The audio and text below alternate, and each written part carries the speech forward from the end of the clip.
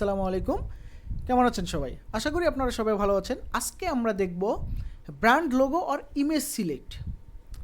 তা brand logo এবং ইমেজটা কি, আমি আবারও ফেসবুকে আসতেছি।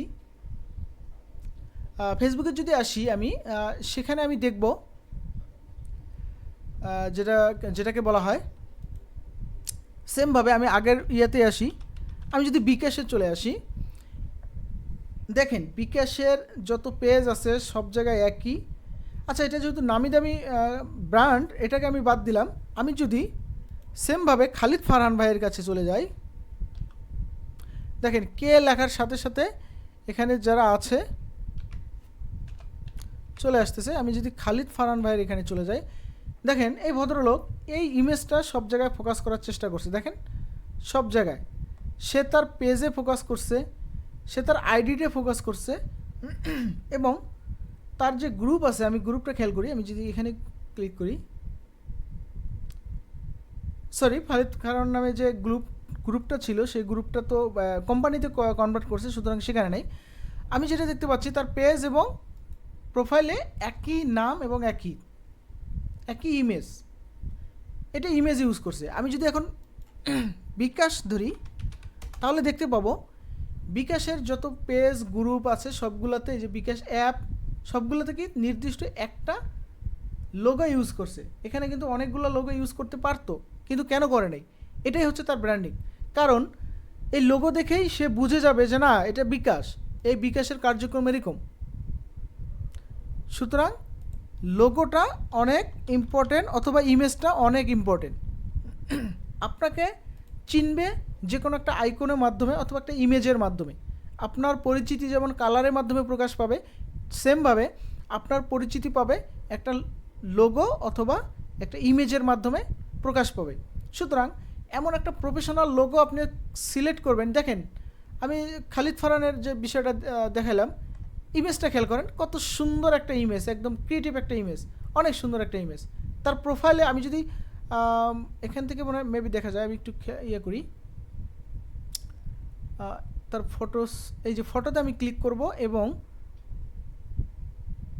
ফটোস অফ খালিদ ফারহান, এখানে না, এখানেও না, অ্যালবামে যদি যাই, এই যে প্রোফাইল পিকচার, আমি তার 8টা প্রোফাইল পিকচার দেখব। দেখেন এই যে তার প্রথম প্রোফাইল পিকচার, এর পরের প্রোফাইল পিকচার, এর পরের প্রোফাইল পিকচার, এক একটা প্রোফাইল পিকচার মিনিমাম 6 মাস 7 মাস 1 বছর সে ইউজ করছে। কেন ইউজ করছে জানেন?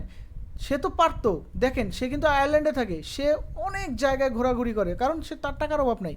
সে কিন্তু পারতো পার ডে 4-5 বার করে ফেসবুক আইডির প্রোফাইলে চেঞ্জ করতে, কারণ সে এত ভালো ভালো ছবি তোলার সামর্থ্য আছে, কিন্তু সে করে না। কেন করে না?